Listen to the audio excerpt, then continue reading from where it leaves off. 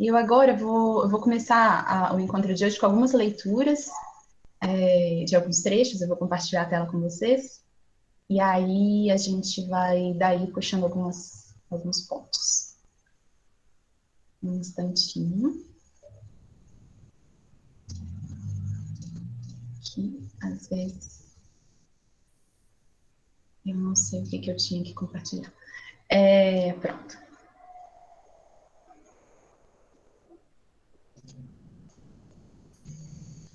Bom, e lembrando que quando eu compartilho a tela, eu não vejo os comentários de vocês, então fiquem à vontade para fazer os comentários, só que eu só vou poder responder quando eu fechar o compartilhamento da tela, tá bom?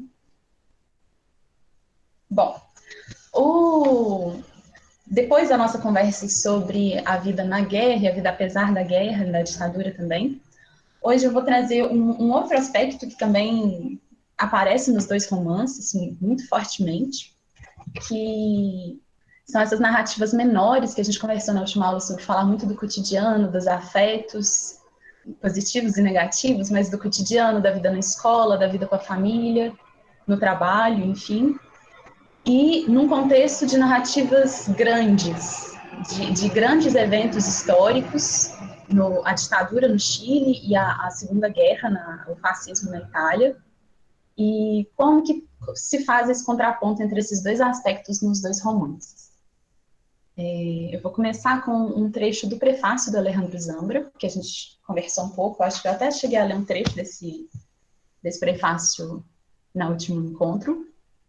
E, bom, Natalia Ginzburg, um brevíssimo parênteses, eu não sei, eu sempre falo Natália, todo mundo fala Natália, mas a pronúncia aparentemente correta do nome dela é Natalia. Eu às vezes tento corrigir, mas nunca sai, mas fica para vocês saberem como que se fala, porque é italiano. Bom, Natalia Ginzburg não quis escrever o romance que a sangrenta história do século XX lhe tinha predestinado. Uma sobrevivente, uma vítima como ela, parecia condenada à denúncia literal do horror, ao testemunho detalhado, enfático e meramente documental. Cabia-lhe falar do ressentimento e da dor, que obviamente existem, persistem nesse romance, mas sem que cheguem a bloquear o sentido da narração, a direção da memória. Cada vez que fala da dor, a autora parece nos dizer que os outros sofreram muito mais do que ela, o que não significa, obviamente, adoçar os efeitos nem negar o próprio sofrimento. Com lucidez e valentia a toda prova, Natalia Ginzburg nos mostra seus personagens quando não eram heróis nem vítimas, quando eram falíveis, quando era possível amá-los menos. E por isso os amamos mais. A gente comentou já no último encontro sobre como que o prefácio que o Zambra escreve, ele é muito apaixonado, né, pelo texto da Ginzburg, ele é um prefácio muito bonito. E aqui aparecem algumas coisas que eu vou discutir um pouquinho mais, mas olhando para esse texto aqui, uma ponte muito fácil de fazer, que só um breve comentário também, quando a autora parece nos dizer que os outros sofreram muito mais do que ela, é uma coisa que a gente vê também no Formas de Voltar para Casa na Cláudia. E ela chega a falar exatamente isso, que houve dor na história dela, na história da família dela, mas que outros sofreram muito mais. Na página 113 da editora da Kozak Naif, da edição da Kozak Naif, ela fala o seguinte: é uma história terrível, digo eu, e ela me olha surpresa. Não, responde, e diz meu nome várias vezes, como se eu estivesse dormindo há muito tempo e ela quisesse me despertar aos poucos. Minha história não é terrível. É isso que Ximena não entende, que nossa história não é terrível, que houve dor, que nunca esqueceremos essa dor, mas tampouco podemos nos esquecer da dor dos outros, porque estávamos protegidas, enfim, porque houve outros que sofreram mais, que sofrem mais. Isso é no Forma de Voltar para Casa. Vou fechar o compartilhamento para poder ver vocês.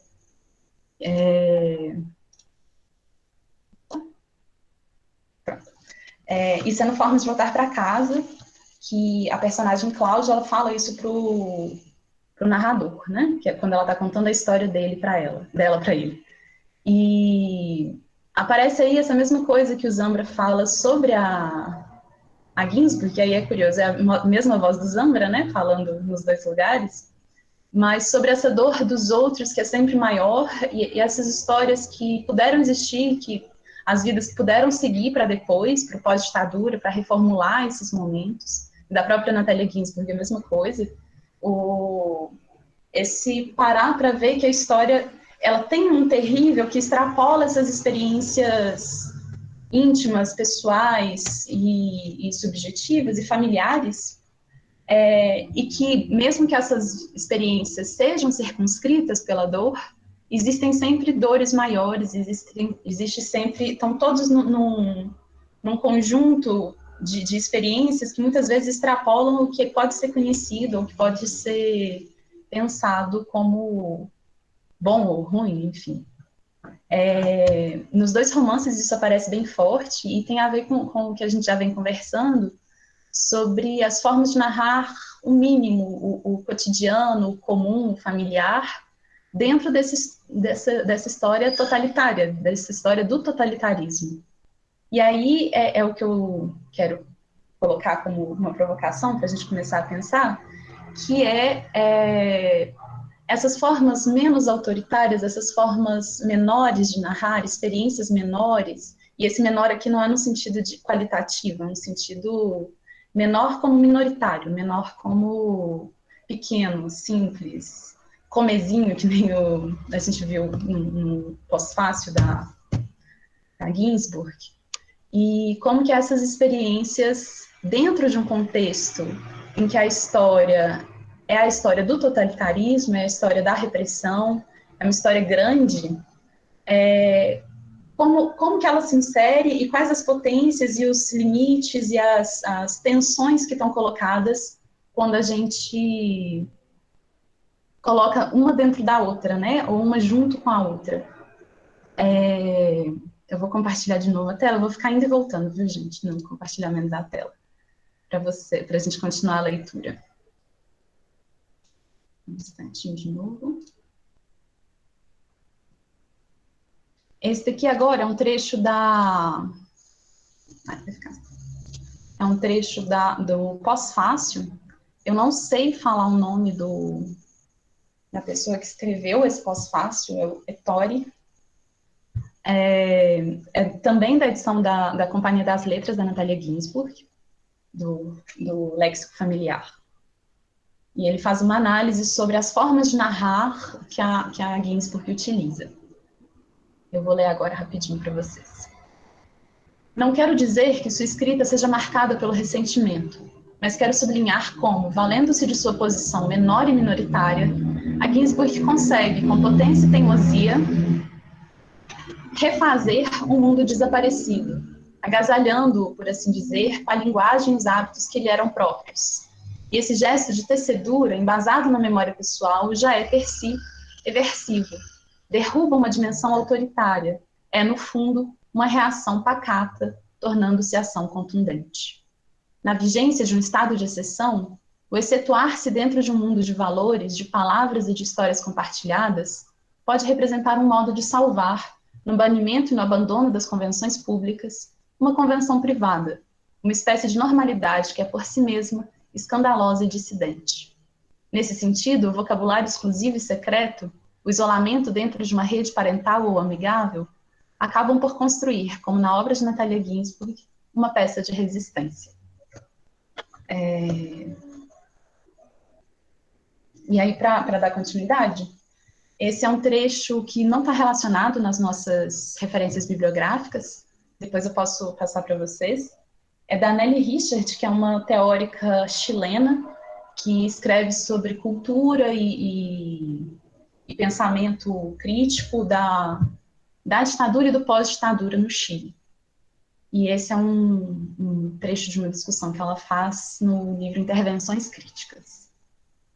Superar a rígida dicotomia de valores e representações que aprisiona o olhar do vencido, explorando formas mais oblíquas, é parte do trabalho crítico que se incumbe do pensamento crítico na pós-ditadura, justamente com o de resolver o conflito entre assimilar ou expulsar o seu passado. Resolver criticamente esse conflito significa tanto evitar a nostalgia do símbolo antiditatorial que se grava em um passado estático, como resistir à empresa da desmemória, que procura reunificar a história, neutralizando sua resistência crítica a toda pacificação forçada. São aquelas práticas artísticas e culturais que trabalharam para reelaborar os significados mais tortuosos da memória histórica, as mais bem preparadas para intervir nesse conflituoso teatro da lembrança, reencenando o que ficou a meio caminho. Sequências interrompidas e fragmentos inconclusos que permanecem escondidos nas costuras dos bem-sucedidos discursos de reconstrução, nas dobras e reversos que mostram os farrapos que tentam dissimular as gloriosas terminações da frase e da fase acabadas. Nesses 3 trechos, deixa eu só fechar. Pronto. Nesses 3 trechos que eu li, o do prefácio do Zambra, do pós-fácio do Ettore, eu não sei falar o nome, e da Nelly Richard, a gente vê essa oposição muito clara entre uma forma de narrar que trabalha com o pequeno, com o dissidente, com o contraditório mesmo, nesses contextos de uma grande história, e junto com isso, esse embate, né, entre esse narrar menor e como uma resistência a 2 coisas que a Nelly Richard coloca e que eu acho que atravessa também as outras leituras, que são, durante os períodos de guerra e de ditadura, existe uma narrativa hegemônica de censura e construída em cima da censura e do cerceamento, e uma história escrita e pronta, em que não se fala e não se sabe que existe uma ditadura, não se fala e não se sabe que o fascismo é ruim ou qualquer coisa do tipo, dentro do discurso oficial. Após esses períodos, quando no Chile acontece a redemocratização, com o fim da guerra na Itália e tudo mais, o discurso se volta para uma cultura da memória, que é aquilo que a Beatriz Sarlo fala. Vira uma exaltação, em grande parte, que não é de todo negativa, claro que não, mas uma exaltação de uma cultura da memória, de um lembrar-se incessante, que passa também a tratar a história por um só ângulo, que é um ângulo bastante fechado, bastante necessário, muitas vezes, nesses períodos de construção de uma memória que não se deixou acontecer, mas que também não dá conta de toda a experiência, porque ela é muito múltipla, e para você dar conta dela, você tem que ter os exercícios da imaginação, do distanciamento, do questionamento também, do testemunho, e tudo isso que, quando a gente pega as narrativas, principalmente históricas, jornalísticas, enfim, do pós-ditadura ou dos pós-guerra, essas dissidências sobre o período narrado, elas acabam sendo um pouco aplainadas por uma cultura da memória, por onde a gente precisa se lembrar sempre, constantemente, que tem a sua riqueza, mas também traz esses problemas para quando a gente vai falar dessas experiências cotidianas, pequenas, menores, que a gente vê nesses 2 romances. Quando eu comentei da Beatriz Sarli, a gente vai ver ela um pouco melhor na próxima semana, no próximo encontro, na quinta-feira. A Beatriz Sarlo faz uma crítica muito grande, ela é argentina, ela escreve esse livro já no pós-ditadura, e ela faz uma cultura muito grande, uma crítica muito grande a essa cultura da memória e a essa guinada subjetiva como uma forma de fechar, como ferramentas, teorias, enfim, que fecham a narração desses períodos nessa narrativa unívoca. E falta esse espaço da imaginação, falta esse espaço de pensar-se que a memória, a própria memória, essa própria primeira pessoa que testemunha, a memória dela, ela é entrecortada, ela é fragmentada, ela não dá conta, ela imagina, ela cria, ela é uma colagem também de memórias próprias e de memórias emprestadas. E o espaço ficcional, que é isso que a gente está tratando aqui, nos 2 romances, ele traz a possibilidade de pensar isso de uma forma que extrapola os limites que a historiografia ou que o jornalismo, ou enfim, colocariam para a forma de narrar esses períodos. E aí essa potência de tratar das narrativas menores junto dessa narrativa maior, que em nenhum momento desaparece nesses 2 romances. A guerra e a ditadura, no Forma de Voltar para Casa e no Léxico Familiar, estão extremamente presentes. são mencionados o tempo todo, principalmente no léxico familiar, mais até do que o Formas de Voltar para Casa. No Formas de Voltar para Casa fala-se de ditadura especificamente, explicitamente, e de Pinochet, aqui e ali. Mas é um pano de fundo e é o que se entende como a gente está falando a partir daqui, a gente está se entendendo a partir daqui e dentro desse contexto, porque não é escapável. O Zambra mesmo fala sobre, em várias entrevistas, ele fala sobre como que falar do Chile, falar da geração dele, falar de infância, é impossível sem voltar para a ditadura. E está nisso, principalmente no Zambra, né, aqui especificamente, esse traço que a gente comentou também já, que são os hijos de la dictadura, né, é essa literatura dos filhos que está escrevendo. A Natalia Ginsburg é um pouco a mesma coisa, apesar de que se estende a história, né, para além da infância dela, continua na adolescência e na vida adulta. Mas essas formas de narrar que tratam do pequeno dentro se tornam uma forma de resistência tanto a uma cultura da memória unívoca, quanto, principalmente, as narrativas totalitárias, as narrativas do discurso oficial dessas épocas. E aí, para isso, a gente consegue identificar vários elementozinhos nos dois romances, que vão criando esse ambiente que extrapola, que foge bastante desse fechamento do vou narrar a ditadura ou vou narrar a guerra. A gente comentou alguns desses artifícios na última semana, mas a repetição, por exemplo, que é uma coisa muito presente nos dois romances, ela vai criando esse ambiente familiar. E aqui é uma coisa até da psicanálise, né? Que aquilo que é familiar é aquilo que se repete. O que é novo, você não reconhece como familiar. Mas essa repetição na Ginsburg de frases e expressões e dialeto, e, enfim, muita repetição, principalmente dessas expressões. E no Zambra, repetições de trechos inteiros. Tem uma parte que acho que são 2 páginas, ou até mais, repetidas, levemente modificadas, mas que também criam esse ar de familiaridade com os personagens, com o ambiente que está sendo construído ali. Isso é um dos artifícios que a gente pode ver, que cria esse outro espaço, um espaço do familiar, e não um espaço de uma grande narrativa. Só, Bárbara, você tinha levantado a mão. Eu de novo, boa noite a todos. Noite. Vocês estão me ouvindo? É rápido. Não, por favor. Porque você falou e eu estava estudando e fiz algumas anotações, e aí casa com o que você apresentou, né, muito bem agora, dialogou aqui com a gente. E aí eu sou historiadora, né, acho que eu já tinha falado, então toda vez que mexe aí com a história eu venho aqui para fazer um diálogo, tentar um diálogo. Mas é interessante porque conheço a produção da Sarlo e eu estou usando muito, né, para a construção da tese. E aí, perfeitamente, nessa obra, ela faz essa discussão sobre essa necessidade de transformar o passado num objeto de consumo.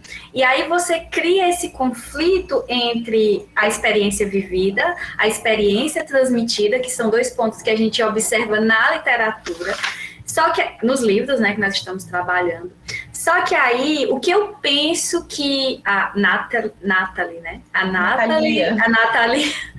Nathalie e o Zambra, e a literatura, qual é a proposta, como você diz, essas narrativas menores, né? O que é esse narrar o cotidiano, narrar os detalhes, as peculiaridades, né? As individualidades. É exatamente porque há uma tentativa de reivindicar uma outra dimensão da linguagem da verdade. Então, é uma tentativa de reivindicar. A literatura, ela reivindica. Né? E aí a gente observa isso. Eu não sei se eu estou sendo clara, gente, se eu estou me embananando aqui, mas eu penso que a literatura, ela faz isso, né? Por isso que eu gosto tanto de estudar e de entender isso. Eu gosto muito de literatura. Essa proposta de que não se constrói uma verdade indiscutível e exaustiva. A proposta não é essa. Não é se construir uma verdade que ela seja fixa, que ela seja rígida, que ela seja homogênea. É mais algo que é amplo, é mais tratar a memória, considerando que cada um tem a sua memória, que a memória ela tem temporalidades múltiplas, né? E aí é isso que eu vejo nessa narrativa menor. E deixa eu ver o que mais. É isso, gente, senão eu vou me alongar, mas vou estar sempre aqui falando, porque eu estou gostando muito do curso e gosto muito do Zambra. Então, obrigada, viu, Isabela, pelo espaço. Muito obrigada. Fiquem, por favor, muito à vontade para participar, é ótimo. Porque aí eu vou, inclusive, lembrando das coisas que, na hora de ir falando, a gente acaba esquecendo algumas coisas. E seu comentário foi ótimo, Bárbara, muito obrigada. A ficção, ela permite esse espaço realmente, e a gente vai continuar vendo isso várias vezes, até porque está no título do curso, e é um aspecto que eu pesquiso bastante, essa possibilidade da ficção de, por ela ser produto e material de imaginação, imaginário, ela, inclusive, transita ali junto com a própria memória. Porque, como eu comentei, e vários teóricos da memória e da história falam sobre isso, uma espécie de contraparte da memória é a imaginação. Não é possível acessar diretamente nada do que aconteceu, por mais factual que seja. É possível acessar em documentos, é possível acessar, e mesmo esses documentos muitas vezes precisam de contextos, testemunhos precisam ser colocados em conjunto para dar conta de compreender esse momento. Mas esses romances, justamente por, primeiro, serem romances, então eles estão propondo uma outra forma de abordar, e isso está no texto do Saer, que eu falei para vocês, que está na nossa relação de leituras. O Saer fala sobre como que a ficção é uma forma de tratar, e não um discurso paralelo e descartável, mas é uma forma de tratar, descartável assim, não é um discurso que está acontecendo ali numa aura, num espaço reservado. A ficção é uma forma de tratar, assim como a historiografia é uma forma de tratar, como diversas outras formas discursivas vão abordar esse real que chega a ser inacessível, justamente porque a memória imagina, a memória não é fixa e tudo mais. São formas de abordar que juntas tentam, de certa forma, contornar aquilo que não dá conta de ser dito, que é o que está nesses dois romances. Quando a gente está falando de trauma, e a gente está, de certa forma, em maior e menor medida, sempre falando de trauma, quando a gente está falando de guerra e de ditadura, existem interditos. Existem tanto os interditos oficiais, como a censura durante a ditadura ou durante a guerra, como os desaparecimentos e mortes executados pelo Estado, que não deixam de ser formas de não deixar o discurso seguir, né? Quanto os interditos daquilo que você não acessa, ou pela memória, ou subconscientemente mesmo, porque tem algo de incontornável em tratar de memória e principalmente de trauma.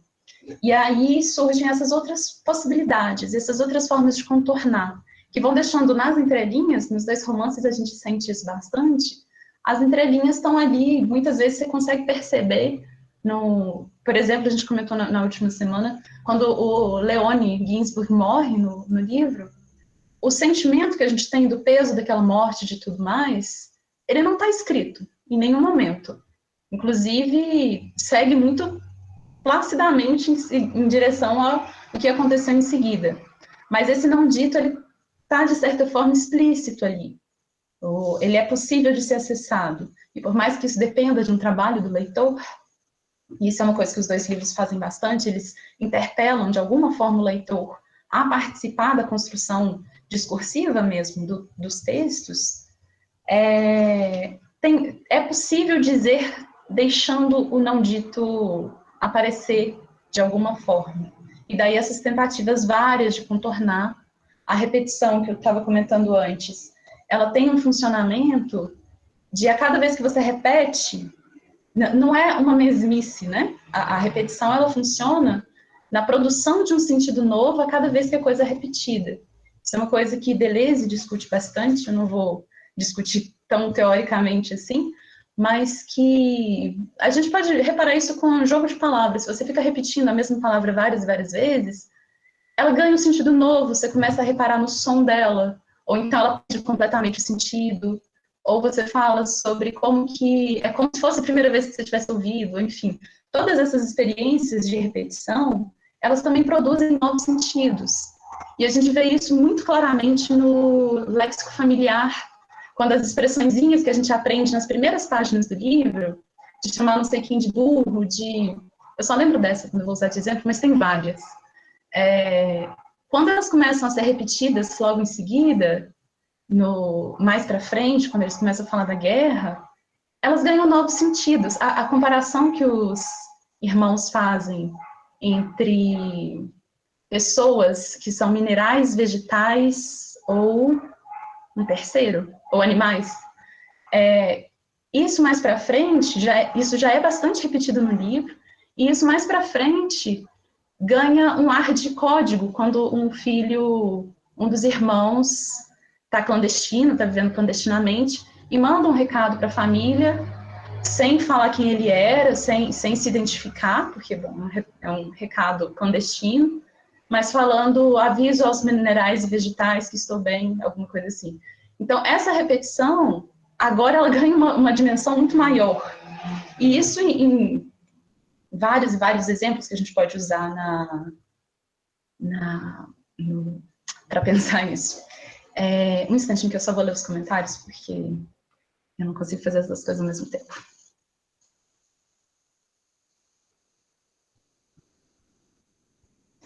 Esse comentário da Kátia é excelente, isso realmente acontece. A gente vai lendo o romance e chega uma parte, os personagens às vezes não são identificados, né? A gente não sabe exatamente quem está falando aonde, mas a gente começa a saber reconhecer eles pela voz que ela dá para eles no romance. Isso realmente acontece, é muito curioso. Tem um podcast que eu posso enviar depois para vocês, porque é uma discussão bem boa, do podcast da Companhia das Letras sobre o léxico familiar, quando ele foi relançado. E o pessoal repara sobre como que, por exemplo, o pai sempre fala com exclamações, porque ele é um homem sempre muito indignado, ele fala meio agressivamente. Conversa da mãe também, só que ela é sempre meio, como a vida era melhor, enfim. A gente vai ganhando essa textura da vida nessa época, pela forma de narrar, pelos diálogos, principalmente,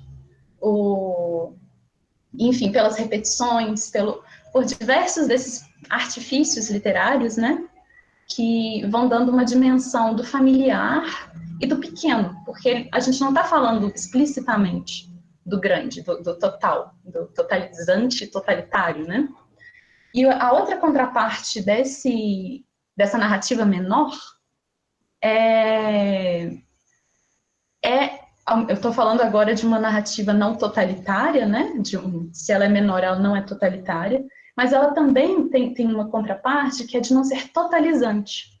Ela não tenta fechar a história e narrar, foi assim, começou aqui, aconteceu isso, terminou aqui. Eles não seguem esse arco narrativo, apesar de ter uma cronologia de meio embaralhada, porque eles contam com muitos fragmentos para conta, volta, vai, vem, troca de narrador, enfim. Mas não são textos que restringem, que se fecham numa tentativa de contar a totalidade da história.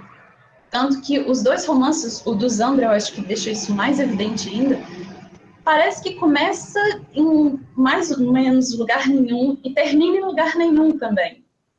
Você sabe as coisas que acontecem, mas ele não termina exatamente. Ele ancora os pés ali em 2010, faz alguns comentários, mas ele não conclui. O texto ele tem um ar de inacabado, que o da Ginsburg também tem de uma outra forma. O da Ginsburg ele se fecha de uma forma mais redondinha um pouco. O do Zambra começa e termina com o terremoto, o da Ginsburg começa e termina com os diálogos dos pais.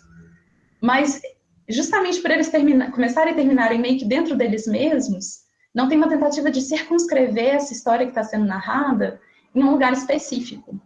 Ela, ao mesmo tempo que não totaliza a forma, ela não é totalitária, no sentido de ela não se submete, digamos, ao discurso oficial do período, ela também não tem esse totalizante que muitas vezes a gente espera de romances mais convencionais, mas que vai deixando de cada vez mais de ser uma coisa na literatura contemporânea, e que reforça um pouco esse não engessamento numa narrativa pronta, ou numa narrativa esperada, que nem o Zambra fala da Ginsburg, que ela escreveu narrativa que não era esperada, porque foi destinada a uma história sangrenta, em vez de se submeter, de certa forma, à narrativa sangrenta, a busca é de escrever não só uma narrativa menor, como uma ficção em cima desses temas menores.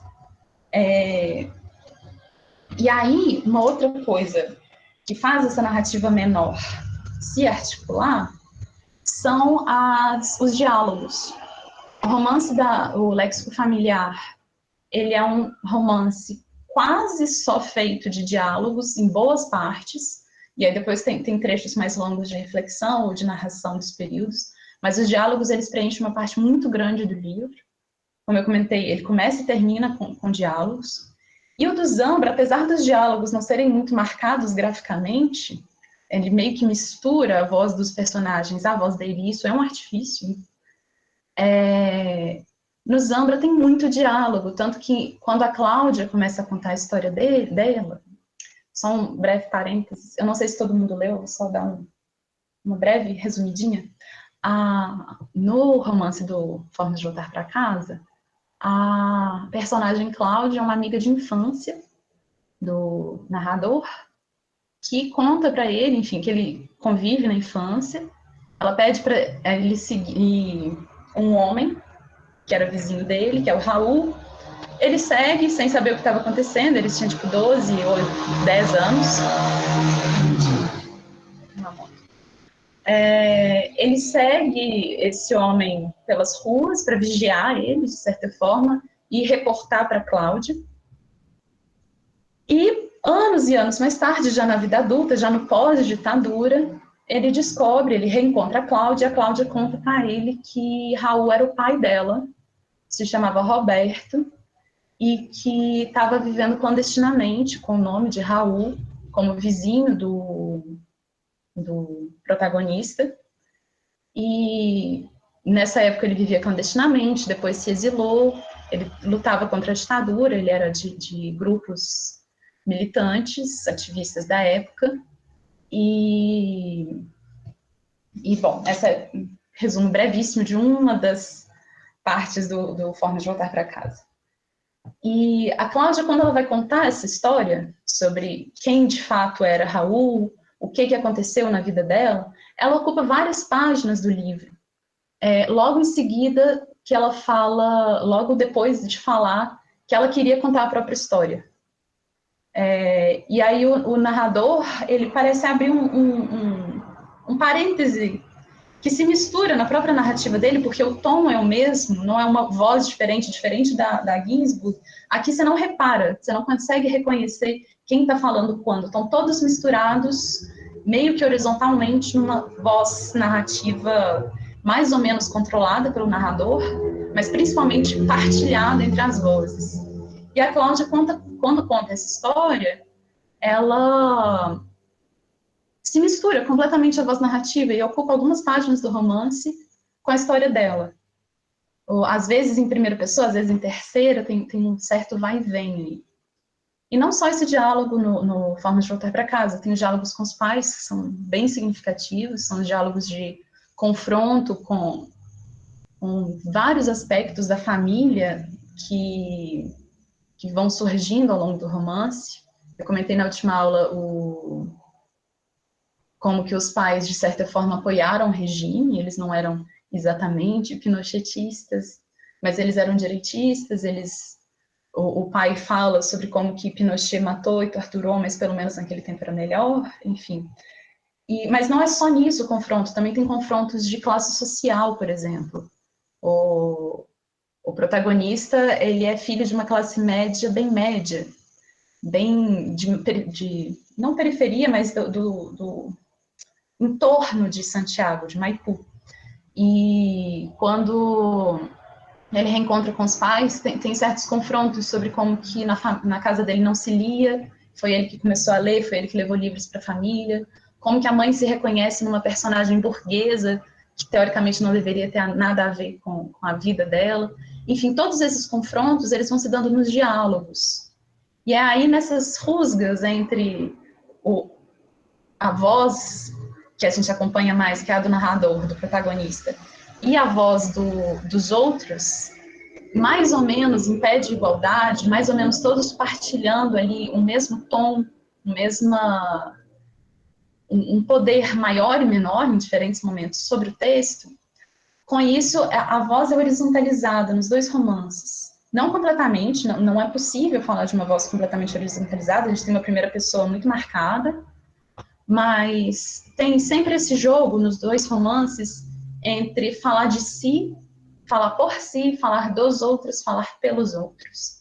E todos esses conflitos, eu vou trazer alguns trechinhos para a gente discutir juntos. E... Peraí, eu tenho que compartilhar.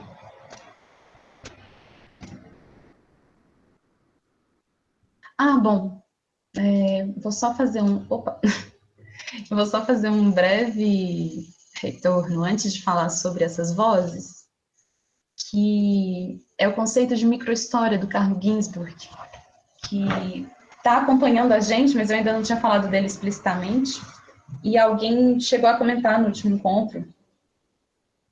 Bom, o Carlo Ginzburg, ele é filho da Natalia Ginzburg, ele é um grande historiador, um grande nome da historiografia, da história, e ele propõe, junto de alguns outros autores italianos, esse conceito de microhistória, que a gente tem que tomar o cuidado, é um conceito próprio da história, e não da literatura. Mas que, quando a gente coloca lado a lado desses romances, isso tudo que a gente tem conversado sobre como que eles narram o pequeno dentro do grande, de certa forma, se encontra bastante aqui com o Carlo Ginzburg. Esse não é o livro em que ele propõe a teoria, esse é o Fio e os Rastros, que eu coloquei na nossa bibliografia, mas aqui ele faz uma retomada da teoria da microhistória, e eu vou ler esses dois trechinhos aqui só para a gente entender um pouco, um pouquinho mais de chão para o que a gente está falando. Reduzir a escala de observação queria dizer transformar num livro aquilo que para outro estudioso poderia ter sido uma simples nota de rodapé. Esse é quase um resumo do que ele quer dizer com microhistória. E aqui uma definição um pouquinho maior, que ele usa ideias do cinema, mas que a gente consegue entender como a ideia. Um contínuo vai e vem entre microhistória e macrohistória, entre close-ups e planos gerais, a pôr continuamente em discussão a visão conjunta do processo histórico, por meio de exceções aparentes e causas de breve período. Essa receita metodológica desembocava numa afirmação de natureza decididamente ontológica. A realidade é fundamentalmente descontínua e heterogênea. Portanto, nenhuma conclusão alcançada a propósito de um determinado âmbito pode ser transferida automaticamente para um âmbito mais geral. E aí é o que esse teórico chama de lei de níveis. E é um pouco sobre isso que a gente estava falando até agora, que é sobre como que existem níveis dessa história, esse micro e esse macro. Quando a gente fala de períodos como guerra e como ditadura, a gente tende a pensar na macrohistória, e narrativas como formas de voltar para casa, como o léxico familiar, um conjunto de outras narrativas, meio que faz essa microhistória na ficção. Tem que tomar, claro, esses cuidados de considerar os campos de conhecimento, mas essa é basicamente tudo que a gente estava falando até agora, mas eu acho um aspecto interessante de trazer para cá, porque dá uma certa explicação e uma certa fundamentação metodológica mesmo sobre como que abordar isso.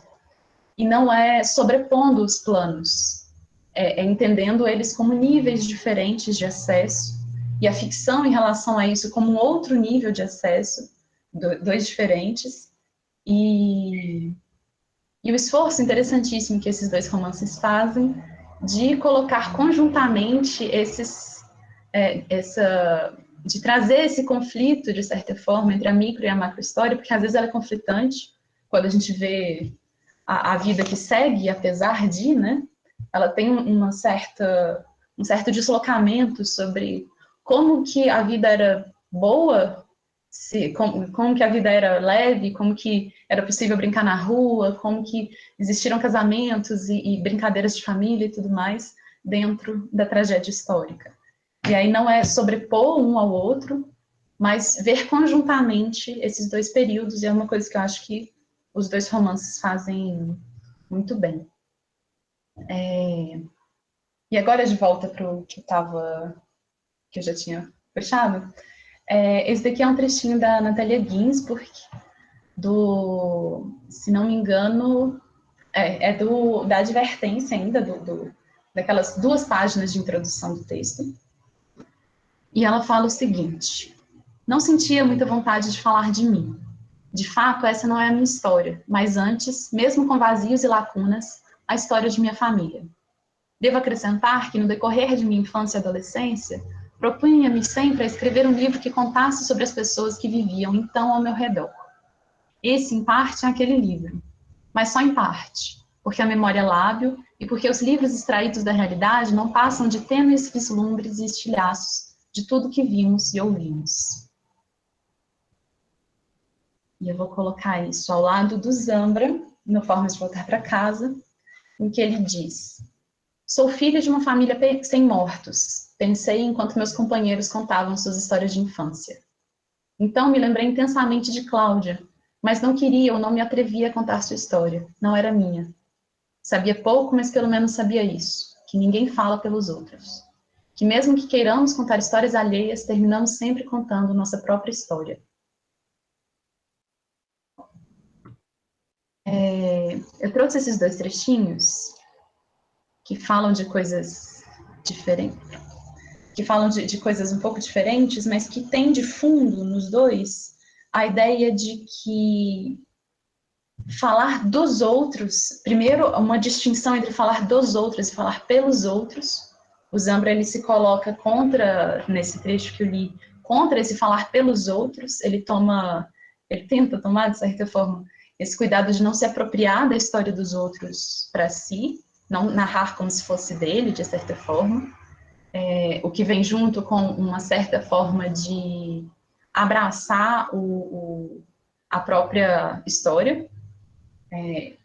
E a Ginzburg falando sobre como que a proposta dela é de escrever sobre as pessoas ao redor, dentro do possível, porque a memória é lábil, mas nessa tentativa de, aí volta naquilo que eu estava comentando, as vozes dos textos se horizontalizam de certa forma, nesse narrar em conjunto, de alguma forma, nesse trazer os outros para dentro da própria narrativa. E eu acho que a gente conversou isso na última semana, sobre como que os 2 romances, eles fazem um certo artifício de se colocar de lado da narrativa que está sendo contada. Então, mesmo que eles sejam em primeira pessoa, no da Ginzburg a gente demora páginas e páginas e páginas para o nome dela aparecer, e se não me engano ele aparece 2 vezes. O Formas de Voltar para Casa, o protagonista não tem nome em nenhum lugar, ele tem um apelido, mas também é falado uma vez só, eu tive que reler para descobrir que ele tinha um apelido, porque essas primeiras pessoas, por mais que elas estejam no papel de conduzir a narrativa, elas não estão no centro da narrativa, não a todo momento, apesar de muitos momentos elas estarem. Existe um movimento de vai e vem sobre onde que a voz se coloca. Só dando uma olhadinha aqui nos comentários. O apelido do protagonista é Aladino, que é o nome da rua dele. Não chega nem a ser o apelido, na verdade. É o nome que as irmãs, a Cláudia e a Ximena, chamavam ele, porque ele morava naquela rua. Não é nem mesmo, não se refere a nada pessoal em relação a ele. E o No Ler impresso que eu tenho, que é esse livro daqui, do Zambra, ele é emprestado, ele não é meu. então eu não sei como conseguir ele impresso. É isso, é a Travessa Aladina, exatamente. Para dar conta um pouquinho melhor de como que a gente pensa essas vozes dentro do texto, eu vou trazer agora um conceito, inclusive alguém tinha me pedido no final da última aula para fazer uma diferenciação entre escritor e autor, e agora essa diferenciação vai ser bem necessária para a gente começar a pensar como que existe, como que se colocam as vozes nesse texto. Porque eu estou falando da voz narrativa, dessa espécie de horizontalização das vozes, e agora por onde que a gente pensa? Se existe uma primeira pessoa, se a Natalia Ginzburg é a própria personagem do livro, se o Zambra se confunde em tantos momentos com os narradores e personagens dele, por onde que a gente pode construir uma forma de entender como que essas estruturas do texto funcionam. A gente conversou rapidamente, muito por alto, sobre autoficção no último encontro, e é um pouquinho aí que a gente eu vou passear com vocês, é bem breve, mas aí depois a gente volta para os textos e começa a tentar entender como que a gente pode interpretar essa forma de narrar que eles elegem. A gente vai estar falando do Philippe Lejeune, que está na nossa bibliografia. Ele é um autor francês, se não me engano, ele escreve na década de 70, e ele propõe essa ideia dos pactos de leitura. Ele é um teórico da autobiografia, então tem que tomar um certo cuidado, porque ele é extremamente elogioso da autobiografia, e ele sempre puxa para o lado da autobiografia, numa certa valorização do gênero. As teorias do Lejeune já foram muito contestadas, já foram muito aproveitadas, já foram engrandecidas por outros autores que tentaram expandir alguns sentidos. São textos, esse texto do Pacto Autobiográfico, que é o que a gente vai estar discutindo, ele é um texto que está sempre sendo mexido, referenciado, criticado. Então, a gente está trabalhando aqui com conceitos instáveis, apesar de que bastante úteis para a gente começar a pensar. Bom, a primeira distinção, e essa não é do Lejeune, essa distinção toda daqui é só para a gente saber de que a gente está falando, o escritor, diferente do autor, o escritor é uma pessoa que escreve, que produz um texto. Isso é um escritor. O autor, por sua vez, é uma instância textual, narrativa. O autor se produz pelo texto. E quando um texto é publicado, quando um texto é lido, o autor passa a existir. Por isso que se fala bastante do autor ser um nome na capa. A gente pode falar que o Alejandro Zambra é o autor de Forma de Voltar para Casa, porque ele está ali na capa. E aqui, esses elementos paratextuais, eles começam a ter bastante importância. E o outro aspecto, não é só o nome na capa, que isso não dá conta de tudo, ele dá uma identidade, uma autoridade ao texto, ele responde pelo texto, e ele passa a existir quando o texto passa a existir, não publicamente, né? Eu vou ler essa segunda definição que está aqui, do Lejeune, que é: o autor se define como sendo simultaneamente uma pessoa real, socialmente responsável, e o produtor de um discurso.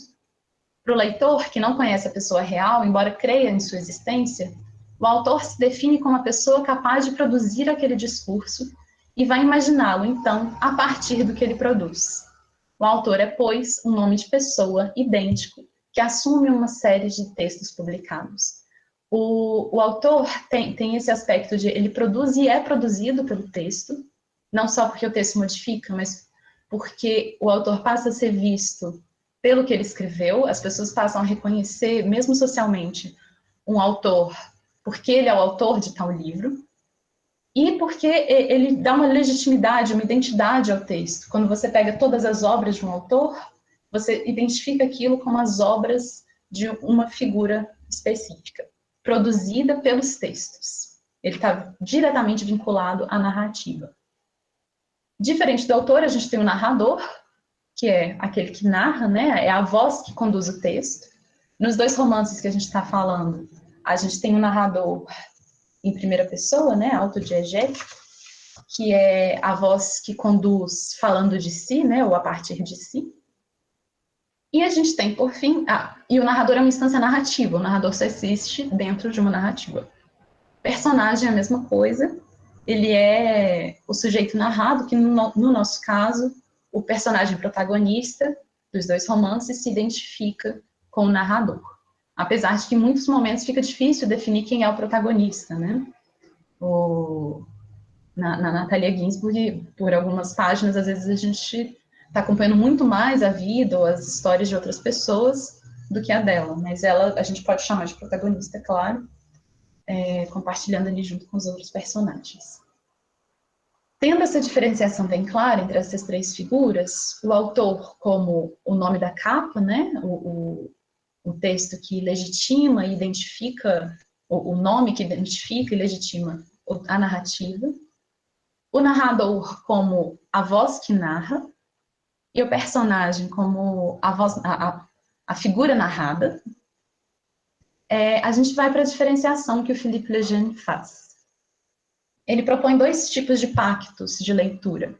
Ele fala de pactos de leitura que são criados, que são propostos por uma série de convenções entre autor, editoras, sociedade, momento histórico e leitor. E principalmente leitor, tem a ver com a forma com que o texto vai ser lido.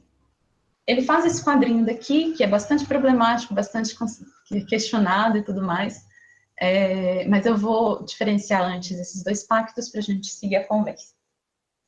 A autobiografia, para o Lejeune, ela é o texto que tem identidade de nome, e é importante para ele isso, que é uma identidade de nome, todos têm o mesmo nome, entre autor, narrador e personagem.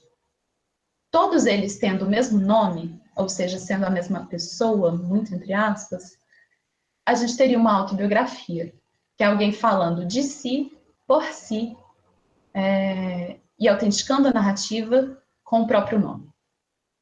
No pacto romanesco ou ficcional, a gente não tem essa identidade. A gente pode ter semelhanças, mas a gente não tem identidade entre esses nomes. O pacto romanesco seria o que a gente tem quando a gente lê um romance. É uma forma de leitura que não parte desse princípio de que a gente está falando dos mesmos sujeitos, das mesmas instâncias narrativas.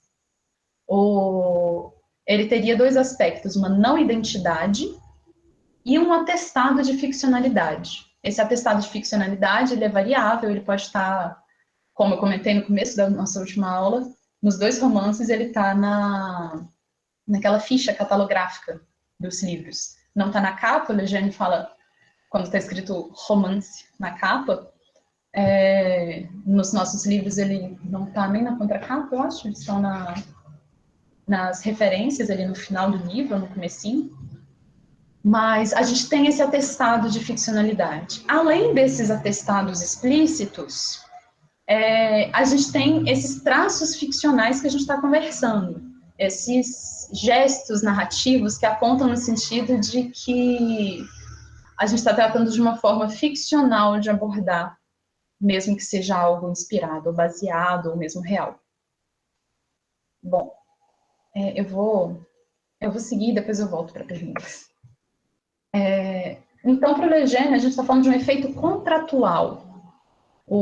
A autobiografia e, paralelamente, o romance, por exclusão, no caso, seria tanto um modo de leitura quanto um tipo de escrita. Você escreve assumindo esse pacto e você lê assumindo que esse pacto está ali. Você reconhece os signos possíveis, você observa os nomes, a identidade de nomes ou não, você observa essas informações paratextuais e você entende que você está lendo ou escrevendo uma autobiografia, um romance autobiográfico, etc. E eu vou só pular para essa última casinha, que é a casa cega. Como a gente observou aqui nessa caixinha que o Lejeune faz, ele faz uma diferença entre quando o nome do personagem é diferente do nome do autor, a gente tem tais opções, dependendo do pacto. Não tem nome do personagem, a gente tem tais opções, dependendo do pacto, ou é igual ao nome do autor, o nome, personagem, autor, a gente tem tais opções de pacto. Se vocês repararem, não é necessário entender 100% os quadrinhos, você tem que pensar muito sobre cada um deles, mas se vocês repararem, tem essas casinhas vazias aqui, que são espaços que, quando o Lejeune escreveu, ele considerou como impossíveis ou improváveis de acontecerem. Como, por exemplo, o nome do personagem igual ao nome do autor, compacto romanesco. Ele falou, não é possível falar disso. Ou quando o nome do personagem é diferente do autor, compacto autobiográfico também seria impossível, daria um pane na ideia dos pactos e dos gêneros literários. Hoje em dia isso já foi muito questionado, e o próprio Lejeune, nesse livro que eu compartilhei com vocês, ele reescreve a teoria do pacto autobiográfico várias vezes. Então, ele mesmo vai e volta no que ele reflete. E isso aqui está numa segunda versão, também no mesmo livro. Foram publicadas todas as versões. E aí ele pensa sobre essa casa cega que acontece quando você começa a combinar as possibilidades de leitura e de escrita. E aí ele fala sobre como que, desse modo, pude observar um fenômeno mais amplo. Nos últimos 10 anos, da mentira verdadeira à autoficção, o romance autobiográfico literário aproximou-se da autobiografia a ponto de tornar mais indecisa do que nunca a fronteira entre esses dois campos. Essa indecisão é estimulante para a reflexão teórica. Em que condições o nome próprio do autor pode ser percebido por um leitor como fictício ou ambíguo? Como se articulam nesses textos o uso referencial da linguagem, no qual as categorias de verdade oposta à mentira e realidade oposta à ficção permanecem pertinentes, e a prática de escrita literária, na qual essas categorias se esvanecem. Então, a gente teria, nessa segunda frase, que é um pouco embananada, a gente tem o uso referencial da linguagem, que mantém as ideias de verdade e realidade, verdade oposta à mentira e realidade oposta à ficção. E a gente tem a prática da escrita literária, que esvanece com essas categorias de verdade e realidade. E o que acontece quando a gente tem esse uso referencial, ou seja, algo que se aproxima de um biográfico ou autobiográfico, junto com a escrita literária? Como que a gente articula as categorias de verdade e realidade, que são particulares de um uso da linguagem, com um outro uso da linguagem que não se importa ou que se desfaz dessas categorias. Eu vou só fechar a apresentação. Bom, ficou clara essa breve passeio pela teoria do Lejeune? Se vocês tiverem dúvidas, por favor, me mandem. A gente tem, então, um certo problema colocado, que é essa última pergunta que o Lejeune faz. Quando ele para olhar para a teoria dele, ele mesmo percebe que essas casas cegas que ele coloca não dão conta de tudo, porque depois ele mesmo vai se deparando com textos que fazem aquilo que ele falou que era improvável de ser feito. O que a gente faz com esses textos? Por onde que a gente caminha para interpretar e para analisar eles? Quais caminhos críticos a gente pode tomar? Aí surgem categorias como a autoficção, que tenta dar conta de uma mistura entre autobiografia e romance, quando existe uma correspondência entre todos os nomes, mas eles não estão dentro do pacto autobiográfico, porque decidiu-se, convencionou-se não fazer esse pacto. E surgem diversas outras categorias críticas possíveis para pensar esses textos. Como eu comentei na última aula, eu não tenho interesse particular tem o roman clair, tem vários gêneros possíveis para a gente imaginar. Quanto mais a gente pensa sobre esse problema e mais lê as teorias dele, às vezes, quanto mais teoria a gente lê, mais parece um problema insolúvel. Inclusive, bom, eu tinha comentado na última aula que eu tenho certos problemas com a teoria da autoficção, apesar dela ser extremamente útil, porque ela justamente vira para esse problema e fala, ele existe, e está aqui uma tentativa de contornar ele. Mas o caminho que eu vou sugerir, que é o que a gente já está seguindo, é justamente parte dessas ambiguidades, dessas indefinições, não como problemas para a crítica, mas como justamente o caminho.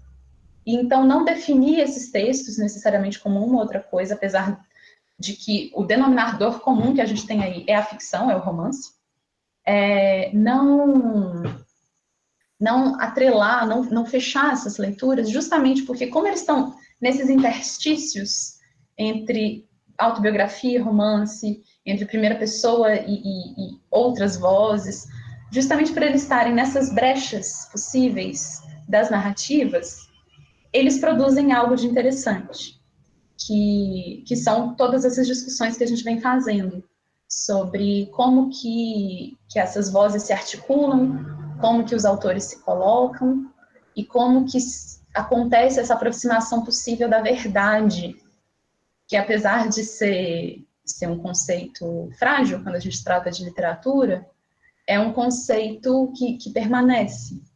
Então, que tipo de aproximação da verdade existe, por exemplo, na Natalia Ginzburg, quando a autora tem o mesmo nome da personagem, que também tem o mesmo nome da narradora, porque está em primeira pessoa. Então, tem essa espécie de pré-requisito para o pacto autobiográfico, mas o próprio texto se propõe como ficcional. Ou então, no caso do Zambra, que não tem identidade, porque não tem nome no protagonista, nem no narrador. Existe uma identidade entre o protagonista e o narrador, porque o texto é em primeira pessoa, é ele que narra a própria história. E existe uma identidade assumida por nós, críticos e leitores, entre o Zambra e esse protagonista narrador. A crítica convencionalmente fala que o Forma de Voltar para Casa é uma autoficção, e vários e vários trechos do livro, aos poucos, quanto mais entrevista, quanto mais literatura, mais crítica a gente vai lendo, a gente vai descobrindo similaridades.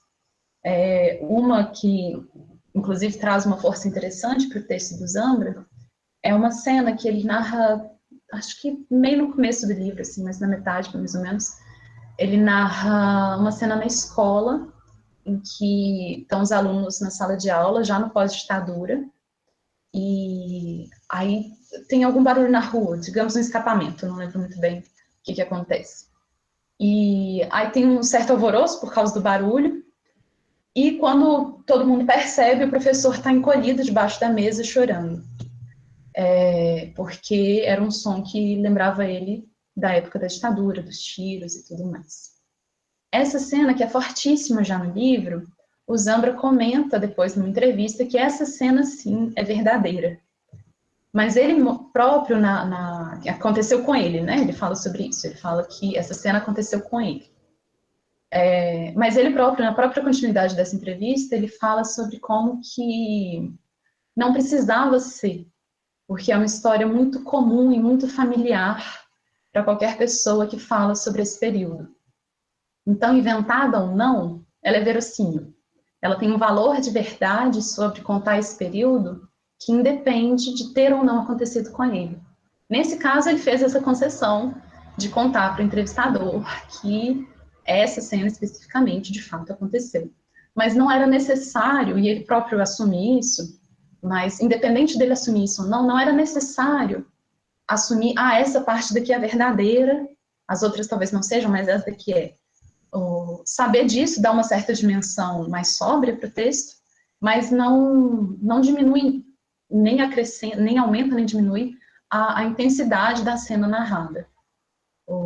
Então, de novo, no que a gente já vinha falando, o valor de verdade dessas histórias, dessa narrativa, do pensamento sobre tudo isso, ele é particular da ficção. E naquele texto do Saer que eu comentei, o próprio Saer comenta que mesmo quando as coisas são inventadas na ficção, não é por um desejo de mentira e não é por um artifício tolo do escritor, nem do autor, é porque aqueles aspectos inventados, eles vão fortalecer de alguma forma a tensão que constitui, que cria a ficção, que é essa tensão entre os registros verdadeiro e imaginário, imaginado e factual. Essa tensão, para o Sayer, ela é constitutiva. E quando a gente tem isso levado para a própria voz que narra, para o próprio autor do texto, que se mistura com o texto, mas que fala, isso aqui não é verdadeiro, ou não importa se é verdadeiro, esse daqui é fictício, ficcional, ou essa tensão própria da ficção, ela se adensa ainda mais. Porque não está só no pacto, não está só no contrato da ficção escrita ali nas referências do livro, está na própria forma de construir a narrativa. Tanto no texto que a gente lê, independente de autor, se a gente tirasse a capa, o texto funciona por conta própria, e a gente já consegue observar esse adensamento ficcional e essa produção de uma verdade própria e inerente ali, e independente, mas relacionada à verdade do real. E aí, quando a gente coloca a capa, quando coloca os autores, quando mistura essa história à vida dos autores, isso só se adensa ainda mais. E tanto reforça a ficção, por estar colocando o real não como superior à ficção, mas como lado a lado ali dentro do espaço do livro, como joga esse jogo que é o jogo da literatura, que é essa indefinição, essas fronteiras cada vez mais finas e esse andar ali na linhazinha que separa o espaço literário o espaço fictício do espaço real, factual. A crítica contemporânea, apesar de partir muito do Lejeune e de outros autores que pensam essas categorias de uma forma mais estrutural, que é muito necessária, mas a crítica contemporânea, ela caminha bastante, muitas vezes, num espaço que é bastante rico, que é justamente de considerar essas indefinições, esses conflitos, essas nuances completamente irresolvidas como constitutivas, como ponto de partida, como ponto de chegada também desses textos. E é bastante por aí que eu sugiro pensar esses livros. O romance da Natalia Ginzburg a gente consegue muito facilmente chamar de um romance autobiográfico, porque tem essa coincidência, mas tem um pacto romanesco, então a gente tem um romance autobiográfico, digamos. Mas antes e o Zambra, ele muitas vezes está colocado nesse lugar da autoficção, mas antes de colocar nesses espaços, entender essas articulações dentro dos romances, dentro e fora também, porque tem a ver com a forma com que a gente recebe eles. Comentários, dúvidas, palpites? Nós seguimos. Hoje está todo mundo mais quietinho. Eu vou, então, propor uma forma de... Opa! Só vou compartilhar a tela. Alguém aqui, a Camila, comentou sobre o K, Relatos de uma Busca, do Bernardo Kucinski, acho que é Bernardo, do Kucinski, que é um escritor brasileiro, paulista, e ele escreve esse livro que chama K, o subtítulo é Relatos de uma Busca, que também tem muitas similaridades com Forma de Voltar para Casa, com A Resistência do Fuchs, que a gente comentou na última semana, com vários desses livros de literatura pós-ditadura, latino-americana, né, especificamente, que faz um caminho bastante parecido. Ele se identifica ali, tem esses contratos narrativos, mas eles estão no lugar da indefinição, do instável. E é por aí que a narrativa funciona, justamente por estar jogando e oscilando ali junto com essas categorias da narrativa, que não deixam de estar ali, não deixa de ser necessário, inclusive, a gente colocar em discussão o narrador, o autor, o protagonista, os personagens, mas justamente passar uma proposta, de certa forma, de passar a pensar eles como pela instabilidade, pela hibridez, pelo fluxo que eles fazem entre as possibilidades de existência dentro da narrativa e também fora dela, quando a gente passar a ler o livro e se identificar com os personagens, ou pesquisar sobre o autor, ou tudo isso. E exatamente isso que a Luciana comentou aqui, sobre essa frase do Saer, que a verdade não é necessariamente o contrário da ficção. E pelo contrário, né, o Saer, na verdade, chega a defender quase o contrário, que a ficção é verdadeira por si só. E é nessa não oposição entre verdade e ficção, quando a gente está falando de fatos reais, inclusive, que os dois romances fazem, nessa não oposição tá ali num entrelugar. A gente está falando de um entrelugar.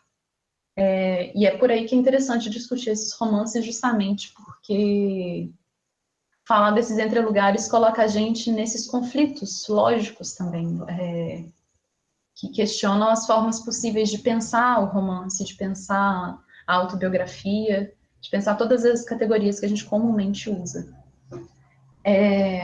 Bom, nos outros dois romances, nos dois romances que a gente está falando, a gente tem estruturas textuais bastante diferentes. A Natalia Ginsburg, eu comentei isso tudo com vocês na última semana, mas retomando, a Natalia Ginsburg, ela usa uma narrativa um pouco mais linear, um pouco mais reconhecível por nós, mas extremamente baseada no dialogismo, nos diálogos, né, entre os personagens, que tomam quase todo o romance. E a gente parece conseguir ver o procedimento criativo dela no romance, que é listar o Zambra mesmo descreve isso no prefácio, que é fazer uma espécie de dicionário de expressões familiares e relacionar essas expressões familiares contando sobre elas, ou contando os momentos que elas foram faladas, enfim. E aí a Natalia Ginsburg fazendo essas pontes, ela constrói o romance, que é todo construído quase em cima de um dicionário de expressões, que inclusive em italiano, a gente perde isso na tradução, utiliza muitos dialetos, que inclusive isso retoma um pouco que a gente tinha começado falando hoje, sobre essas narrativas menores. Na Itália tem o italiano de Roma, né, que é o italiano do país Itália, mas tem uma quantidade de dialetos imensa, que é diferente de sotaque, são dialetos de fato, são línguas irmãs do italiano, antigas, e que existem enquanto existe esse italiano maior. São línguas muito perseguidas e muito... Florença, o italiano, não Roma. Desculpa. Em geral, esses dialetos não são muito bem vistos, de certa forma, porque são linguagens dos povos dos interiores, das famílias antigas e tradicionais, enfim. Não é a língua oficial do país. E elas são preservadas principalmente nas famílias, igual muitos dialetos, inclusive do Brasil, enfim, que existem pela construção oral, muito mais, apesar de existir escrita, muito mais do que pela literatura ou o que seja, porque a edição na Itália, ela é a edição do país, né? Ela é escrita na língua unitária, na língua nacional. E aí, o fato de que a Natalia usa dialeto e usa expressões idiomáticas muito particulares, não tudo que está ali no texto é dialeto, mas algumas expressões são. Inclusive, se não me engano, o título em italiano é escrito com expressão um pouco mais dialetal, não tenho certeza. Mas ao fazer isso, ela reforça aquilo que a gente estava comentando no começo, sobre ser uma narrativa, de certa forma, anti-autoritária ou anti-totalitária. Ela está abraçando o pequeno, o familiar, o menor, né? E Natalia faz isso, entre outros mecanismos, eu tinha comentado da repetição e tudo mais, mas também pelo próprio idioma. Eu ia compartilhar uma outra coisa, mas antes de fazer isso, essa é a estrutura do léxico familiar. Em Formas de Voltar para Casa, a gente tem uma estrutura extremamente complexa, que não parece complexa até a gente ficar lendo e relendo e descobrindo que o romance se aprofunda estruturalmente de formas bastante... com muita técnica, com muita estratégia. A gente conversou, né, sobre como que ele é intercalado. A gente tem um romance que acontece na parte 1 e 3, e a gente tem um diário do escritor desse romance nas partes 2 e 4. E a gente vai lendo elas intercaladas. O diário comenta a escrita do romance das outras partes. Então, a gente tem o narrador do diário falando sobre como que ele não gostou do nome da Cláudia, que ele está repensando sobre esse nome, mas ele acha um nome bonito, sobre como que ele está com dificuldade numa certa cena, sobre voltar para a casa dos pais dele para poder pensar sobre uma cena que ele vai escrever no romance. Então, a gente tem a todo momento essa referência ao romance outro que a gente acompanha. E esse romance é a história da Cláudia, é a história da infância, que a gente acompanha ali paralelamente. Isso é um dos aspectos. Então, a gente tem uma Mizanabim, né? Mizanabim é a história dentro da história, dentro da história, dentro da história. Então, tem o romance dentro do diário, mas os dois compõem esse outro grande romance que a gente lê, que é a Forma de Voltar para Casa, que acaba não tendo uma identidade tão assumida, porque foi o narrador do diário que resolveu que ele vai publicar junto com do romance, ele vai publicar o diário junto. Foi uma outra terceira voz, que é o Zambra, que editou tudo e publicou. Enfim, a voz que organiza, o que organiza o texto, tá bastante subterrâneo. Mas a compreensão dessas partes intercaladas, ela se dá de uma forma bastante natural. E tão natural que às vezes as vozes se confundem. Ou, às vezes a gente está lendo a parte do diário e confunde ela com a parte do romance. Ou, até a gente perceber e saber distinguir tão bem, precisa de um exercício crítico e atento muito grande da parte de quem está lendo. Porque são duas vozes que, no final das contas, são a mesma voz, né? Além disso, tem outros procedimentos que o Zambra faz, além da Mizanabim. Tem esse jogo das repetições que eu comentei, que produz coisas muito interessantes, porque a repetição que o Zambra faz no próprio livro não é idêntica uma passagem à outra, tem mínimas mudanças. Tem uma cena de um jantar que ele conta é o jantar de quando ele volta para a casa dos pais. Ele conta esse mesmo jantar em duas partes diferentes. O mesmo assim, a gente reconhece a mesma ambientação em duas partes diferentes, no diário e no romance. E tem uma conversa com a mãe primeiro, dentro do romance, a conversa degringola, dá muito errado, ele briga com os pais, o pai elogia Pinochet, ele confronta os pais. No diário, não. No diário é uma conversa tranquila, eles conversam, bebem alguma coisa e vai dormir. E uma conversa com a mãe, que é a parte que é o trecho mais longo, que é copiado no Formas de Voltar para Casa, essa conversa com a mãe ela é quase idêntica. Se você coloca uma parte do lado da outra, você tem que fazer um exercício de identificar quase os erros, assim. Mas são diferenças muito significativas. O espaço do romance é o espaço onde a culpa, que a Bárbara tinha comentado na última aula, aparece com muito mais força. No diário, a ditadura não é um tema tão forte, o confronto com a mãe existe, mas é na classe social, não é um confronto tão difícil. E então tem essas diferenças que vão mostrando formas dentro do próprio romance. Ele mesmo questiona as versões. Você lê duas versões da mesma cena que são levemente diferentes o suficiente para você não saber qual seria a versão original. Seria a do romance? Seria a do diário? Onde que existe essa trapaça da ficção? Teoricamente dentro do romance, mas a gente que está lendo, a gente tem acesso a duas versões ficcionais de uma mesma cena que pode não ter acontecido na vida real do Zambra.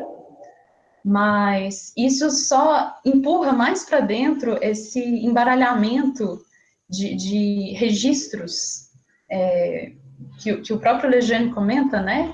A gente está tratando de uma escrita referencial, onde importa os valores de verdade e de realidade, ao mesmo tempo que a gente também está tratando de escritas ficcionais desses relatos. A Luciana comentou sobre o estranhamento que isso causa, e de fato causa um grande estranhamento, que tem também a ver com a familiaridade, né? E aqui também é um outro pezinho na psicanálise que a gente pode colocar, sobre como que a repetição, ao mesmo tempo que ela produz algo de novo, e aí tem algo meio lúdico da repetição, e ela cria o familiar, porque a gente passa a reconhecer aquilo. No Zambra, essa repetição ela é menos reiterada, como na Ginsburg. No Zambra, a gente está lendo o livro tranquilamente e, de repente, a gente se depara quase um déjà vu. E aí ele cria esse estranhamento, porque você reconhece um familiar num espaço onde você não esperava encontrar algo semelhante ao que você já acabou de ver. E ele passa justamente, com essa estratégia, a gente passa a colocar em contato essas duas formas de narrar o mesmo evento, que se tornam múltiplas formas de narrar o mesmo evento. Porque a gente pode imaginar outras narrativas para isso, e a gente não tem acesso a qual seria a verdadeira. Então, a gente está só falando de formas de narrar uma verdade que é inalcançável. Então, a gente vai contornando. E aí, um exercício interessante é de colocar lado a lado essas versões e ver o que sobra. Se você retira tudo que foi repetido, o que sobra? De onde que está esse novo que se produz, né?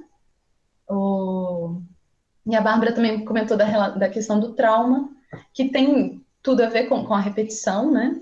E com essa contestação, com esse contornar o que se quer dizer, o que se pensa, o que se viveu, de várias e várias formas diferentes, sem considerar que existe uma superior à outra, por seja um registro diferente, mas justamente uma tentativa de mapeamento, de olhar por diversos ângulos, por si só, e pelos olhares emprestados dos outros, como o da Cláudia, fazer um prisma de olhares sobre o que está sendo narrado.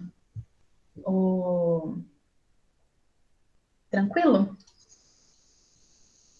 Bom, e aí a gente vai falando de verdade e de invenção, a gente vai para a parte que eu vou compartilhar com vocês de novo a tela.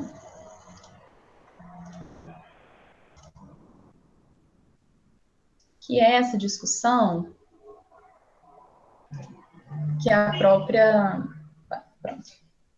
própria Ginsburg coloca, e eu vou ler de novo alguns trechos para conduzir a conversa. Isso, se não me engano, é como começa a advertência. Nesse livro, lugares, fatos e pessoas são reais. Não inventei nada, e toda vez que nas pegadas do meu velho costume de romancista inventava, logo me sentia impelida a destruir tudo que inventara. Escrevi apenas aquilo de que me lembrava.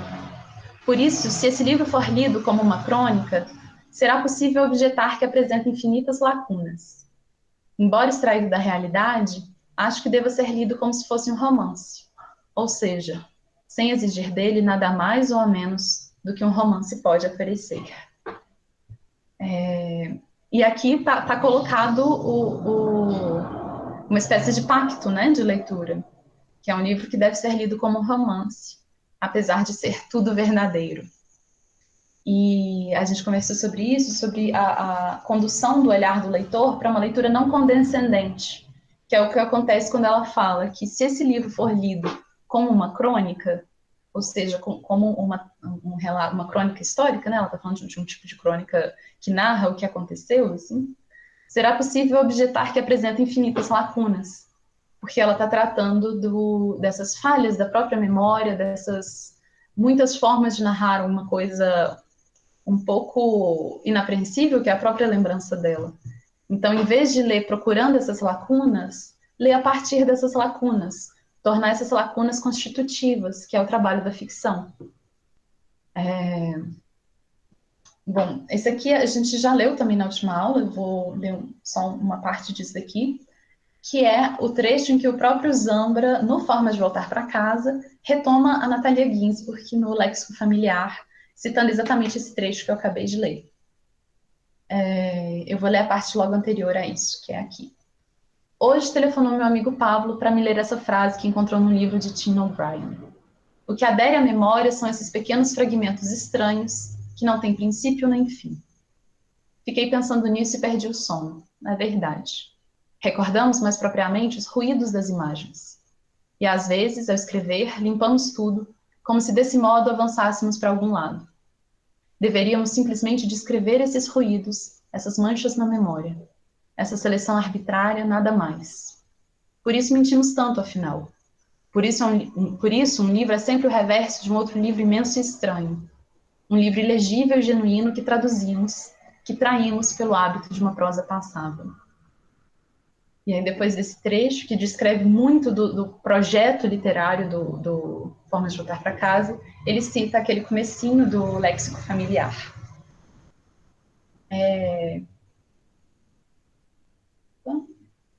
Aqui.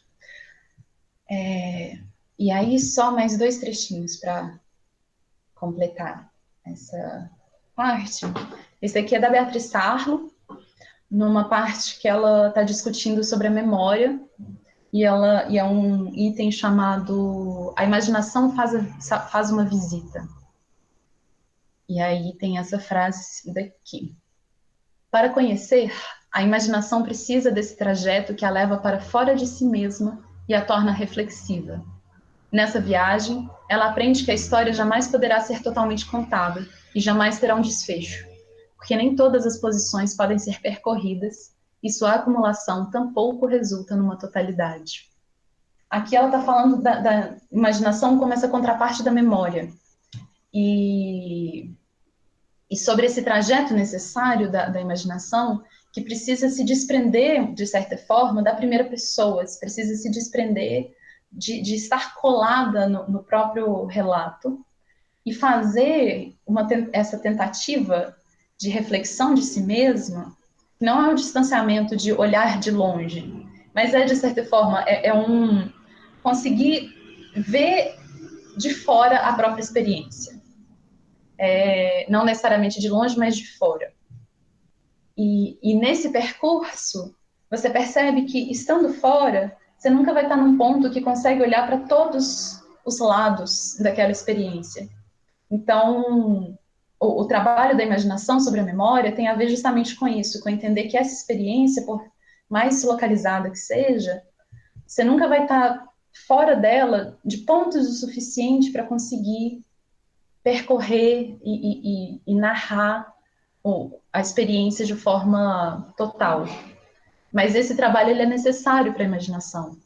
E por mais que ela nunca dê conta, esse olhar de fora permite que ela dimensione, que ela consiga falar, que ela não se aprisione em si mesma.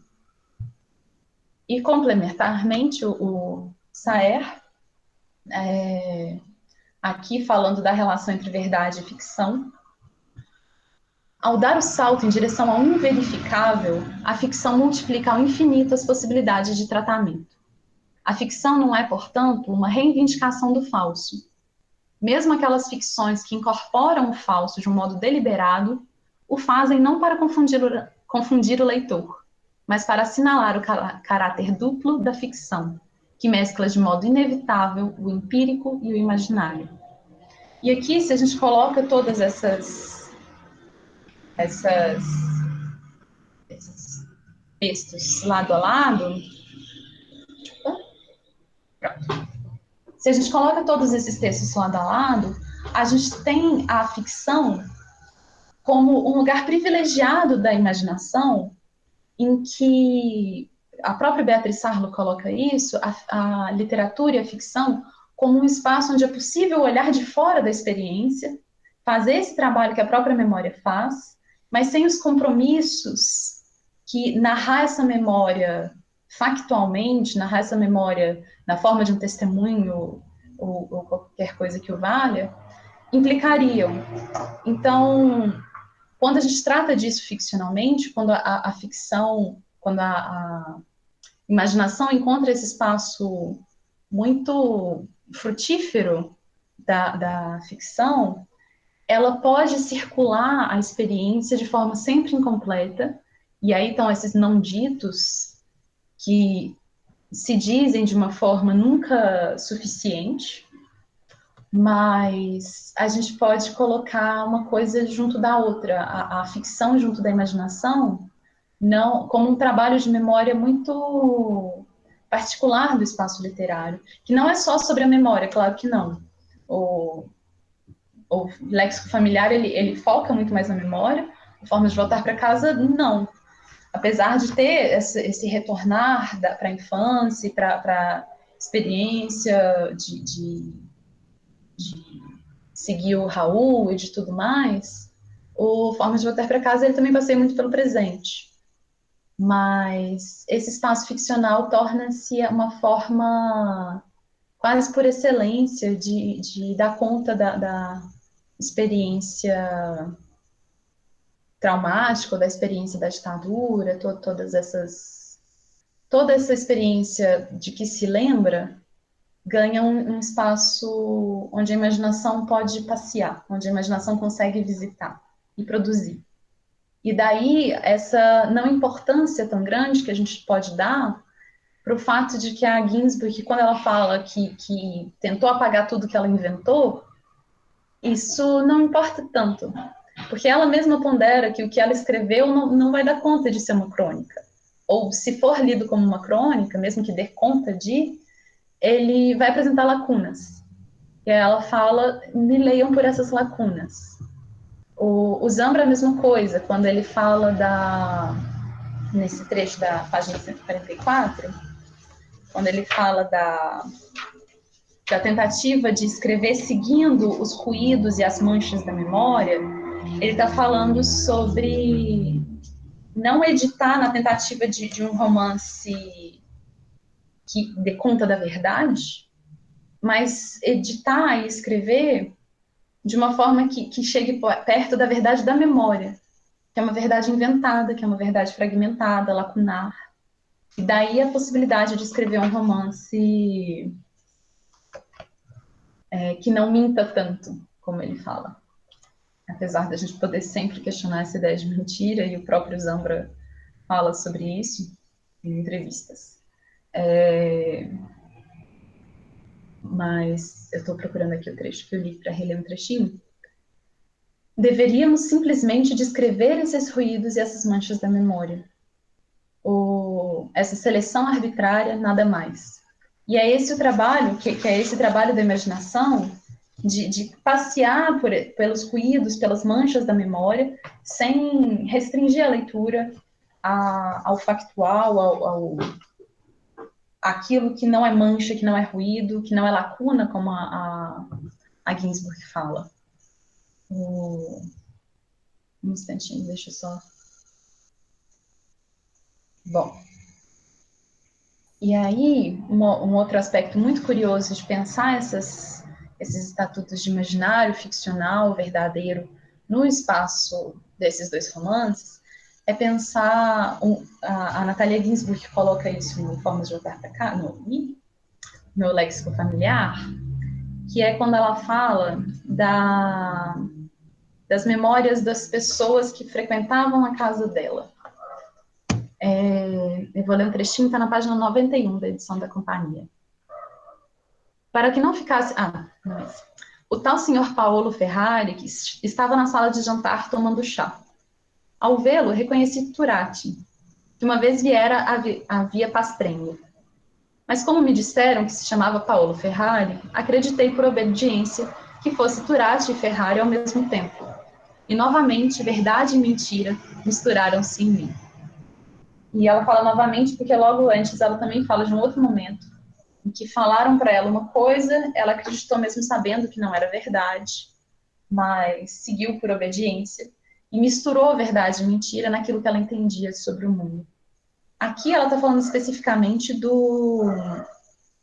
de um homem, do Turat, que estava escondido na casa dela por uns tempos, clandestinamente, um militante antifascista que vai para a casa dela, fica alguns dias escondido, os pais escondem ele, e ela não podia saber que era o Turat, porque crianças falam, e ela era muito nova na época, então contam para ela que era uma outra pessoa, apesar dela saber que não era, e ela assimila aquilo como verdade, aquilo, ao mesmo tempo aquela pessoa passa a ser duas pessoas. Ele é o Turat e ele é o Ferrari. E aqui, as noções de verdade e mentira, não, a gente não está mais falando tanto de ficção, né? Mas as noções de verdade e mentira se misturam ao próprio contexto histórico que a gente está falando. Porque são contextos em que a verdade, muitas vezes ela é perigosa, ela coloca pessoas em risco, ou simplesmente não pode ser contada. A mesma coisa acontece na forma de voltar para casa, com o Raul, que era o Roberto. Ele só descobre que era o Roberto na vida adulta, muitos anos depois, quando a Cláudia conta para ele. E acontece, inclusive, alguém comentou aqui no chat, acontece, inclusive, por parte da própria Cláudia. Ela tem que aceitar que o pai dela, Roberto, agora é Raul, e é o tio dela, porque ele assume a identidade do tio. Então, essas duas identidades se misturam para a Cláudia, ela tem que lidar com a verdade, com o mundo, a partir dessa mistura entre verdade e mentira. E para o protagonista, isso acontece de certa forma também, mas no caso dele, mal tem verdade. Ele sabe que ele tem que seguir o Raul. A Cláudia não conta para ele quem é Raul, não conta por que seguir Raul. Mais tarde, mais para frente, ela dá uma desculpa qualquer, inventa uma história sobre por que seguir o Raul.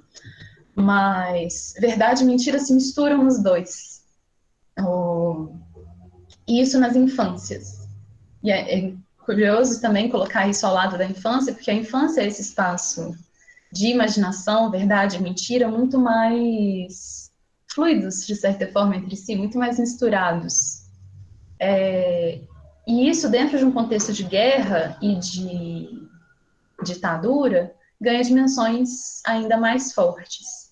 Então, a gente tem vários registros possíveis para pensar os conceitos de memória e de verdade, de memória, de ficção, de mentira, ou quando a gente vai colocando todos os elementos dessas narrativas junto com as estruturas. Porque a gente está falando de histórias grandes e pequenas juntas, como um tema, e a gente também está tratando de estruturas que vão subvertendo, ou então questionando, ou propondo formas de se relacionar com essa história.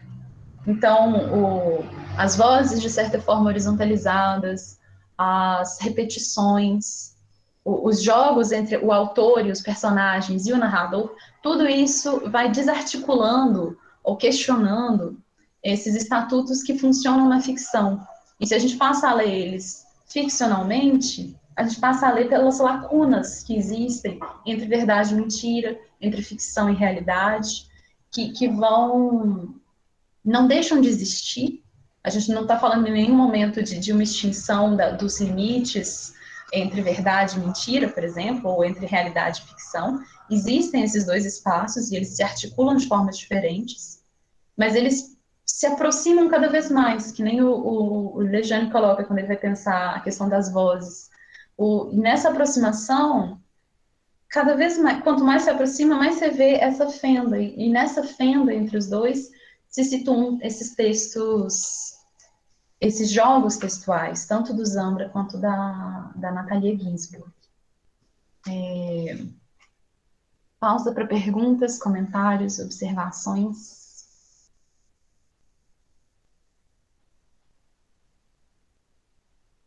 O Alexandre comentou sobre realismo aqui no chat, e isso é um aspecto bastante interessante dos dois romances.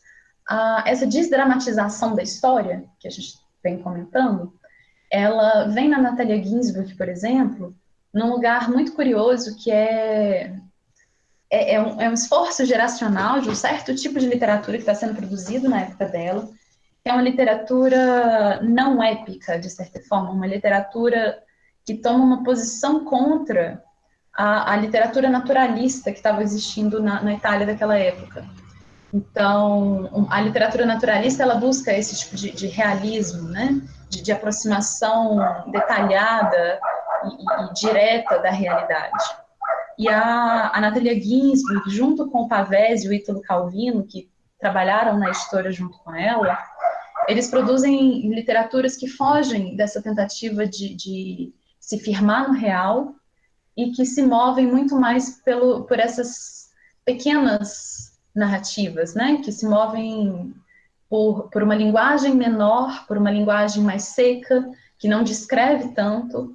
A gente, em pouquíssimos momentos, tem uma imagem boa, por exemplo, das casas que a Natalia morou.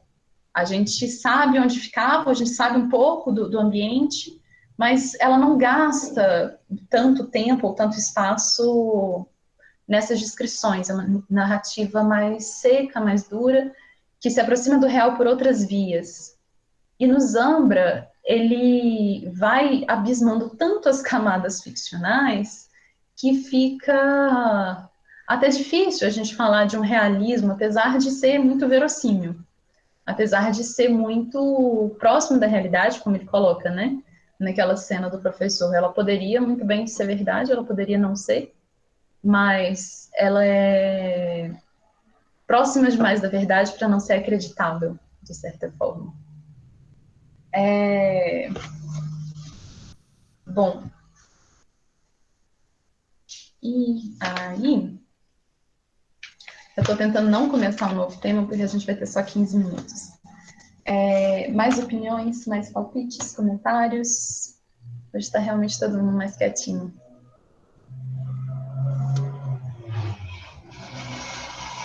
Um outro aspecto sobre os dois, sobre o aspecto da família nos dois livros, é o ponto de partida, né? De onde os protagonistas falam. Que eu já falei um pouco, mas hoje está uma aula um pouquinho mais teórica, porque na última aula a gente lançou todas essas ideias, mas hoje eu estou tentando amarrar elas um pouquinho mais com algumas partes da teoria. Obrigada, Bárbara. Um outro aspecto que eu comentei muito por alto foi essa questão da classe social e de qual tipo de família, de quais famílias a gente está falando nos dois romances. E isso, na nossa relação de bibliografia, tem um livro da Lorena Amaro, junto com não, é só da Lorena Amaro, que eu não consegui disponibilizar para vocês, porque eu não tenho o arquivo dele, em que ela discute narrativas, o livro chama A Pose Autobiográfica, então tá aí dentro disso que a gente começou a discutir hoje, e ela discute narrativas contemporâneas latino-americanas, entre elas o Zambra. E ela identifica como um traço muito fundamental dessas narrativas contemporâneas pós-ditadura, latino-americanas, que é essa abordagem da classe social como um fio condutor assim, entre os autores. Porque passa-se a confrontar, são em geral famílias que cresceram com o neoliberalismo ou que se afundaram profundamente com o neoliberalismo, que foi uma política socioeconômica muito implantada principalmente pela ditadura de Pinochet. O nome da autora é Lorena Amaro. Ela é uma crítica bastante influente ou bastante interessante hoje em dia. Ela escreve, às vezes, com algumas coisas em português, algumas coisas em espanhol. Esse livro, especificamente, que eu estou falando, ele é em espanhol, ele está disponível na Amazon Prime, para quem... Na Amazon Prime, não. No site da Amazon, para quem tiver interesse.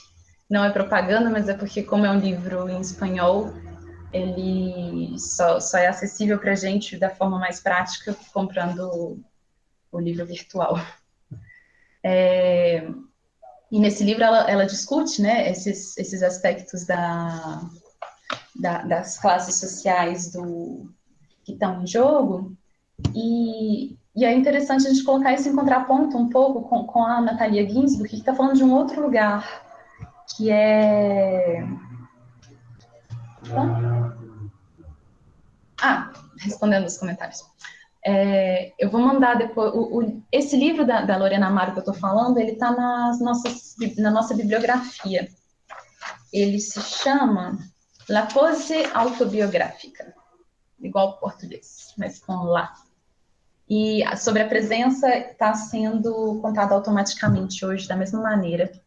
Então, é isso. O Meet, ele gera essa relação automaticamente. E sobre as classes sociais, isso também interfere nos aspectos de culpa, de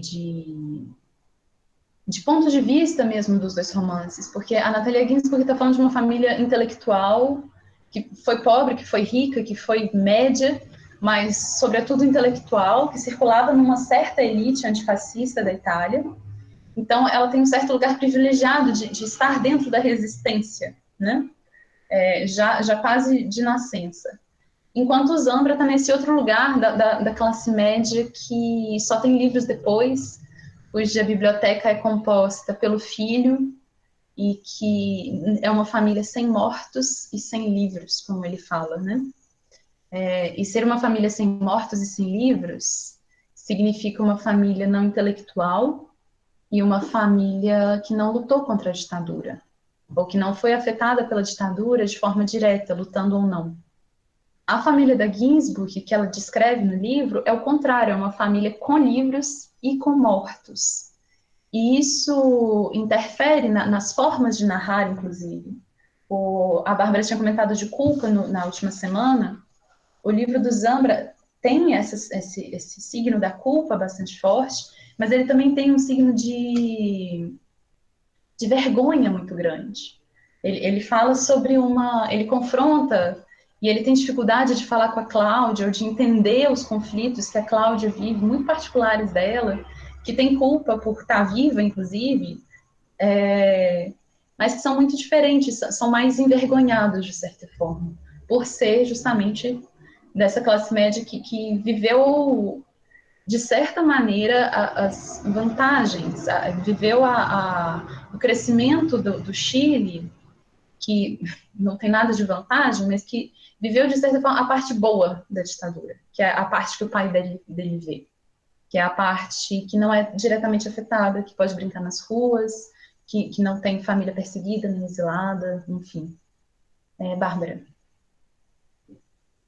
Sobre essa questão da família e da classe, a página 27, logo no começo do livro, né, ainda os personagens secundários, na página 27, para quem está com o Zaki Naif, tem uma citação que eu acho muito importante, eu acho interessantíssimo. Ele vai dizer que... vai falar sobre as casas, né? Cada casa era uma espécie de fortaleza em miniatura, um reduto inexpugnável. Eu mesmo não podia convidar os amigos, porque minha mãe sempre dizia que estava tudo sujo. Não era verdade, porque a casa reluzia. Mas eu pensava que talvez houvesse certo tipo de sujeira que simplesmente eu não distinguia. Que quando fosse grande, quem sabe, visse as camadas de pó, onde agora não via mais que o piso encerado e as madeiras lustrosas. E aí logo embaixo ele vem falar sobre a noção que ele tem de riqueza. Minha ideia de riqueza era justamente imaginar que os milionários tinham casas com 3 banheiros ou com 5 banheiros até. Eu acho essa parte importantíssima dentro disso que você está discutindo, porque aí a gente vê, por exemplo, Maipu era um bairro, né, que ele... houve uma disputa muito grande por terra naquele lugar, né? Ali é um momento em que a gente teve, no período, ainda quando a Allende estava no poder, os trabalhadores e os operários foram ocupar aquele espaço para, digamos, lutar por terra, né? Por um espaço para eles que não tinha. E aí se construiu um bairro de classe média. E essa discussão, apesar de estar ela está no texto, mas não está, como a gente já discutiu, né? A gente vê, mas depois é que amadurece esse olhar sobre isso. É muito importante. Eu acho que essa discussão que o Zambra traz sobre classe, ela está toda hora no texto. Eu não sei se é porque a gente vê só o que quer, e aí eu procurei muito isso, né? E aí eu encontro em todas. Ele sempre fala sobre isso, na relação que o pai tinha com o avô dele. Ele diz, olha, o meu avô ele era um trabalhador, ele era um operário, mas numa situação ele foi acusado pela família inteira de ser comunista, ser o velho gagá comunista. Então, assim, tem muitas questões que são interessantes nessa discussão sobre as classes sociais no Chile, né? É porque aí você já pontuou algo que também é necessário sobre como, com a chegada de Pinochet, com a tomada de poder de Pinochet, o avanço do neoliberalismo, né? Então, a gente vai ter uma inflação, como as ditaduras na América Latina, né? Inflação, pobreza, concentração de renda. É isso, gente. Eu me estendo, né? Mas, enfim. Não, muito bom, muito obrigada. Inclusive, lembrar dessa construção de Maipu é bem interessante. E esse trecho que você leu me lembrou de duas coisas que eu estou anotando, inclusive, porque não sei se vai dar para a gente falar tudo hoje. Além de falar de classe social, essa relação de quando o protagonista chega na casa da Cláudia e descobre que não podia chegar muita gente naquela casa, que a mãe não deixava receber muita visita, né? A gente também está falando de uma casa que não podia receber visita porque era uma família vigiada, porque tinha um pai clandestino. Então, não é só... Aí se misturam as questões tanto da ditadura, tanto da classe social, de se deparar com outras com a alteridade, né, social, junto com se deparar com uma família que não pode receber visitas e ele nem sequer imagina por quê. Ele acha que é porque a casa está suja, mas ué, não parece suja. E aí tá de novo aquela ignorância ingênua desse protagonista, que não entende por que ele está seguindo um homem, não entende por que não entende várias coisas, não sabe muito bem o que é comunista, ele sai perguntando para mais de um personagem, você é comunista? O que é comunismo? Porque ele não sabe muito, ele tá andando por ali pelo olhar da infância, né? E também não entende que não pode falar de ditadura e de comunismo. Tem partes muito fortes, inclusive, sobre isso. E o outro aspecto do neoliberalismo tem a ver com individualidade e construção geracional e comunidade, que eu estou falando para eu lembrar que na próxima aula a gente conversa melhor sobre isso, que é um dos aspectos das discussões que a gente está fazendo hoje, mas que eu vou aprofundar um pouquinho mais sobre esse fazer coletivo que o texto procura construir.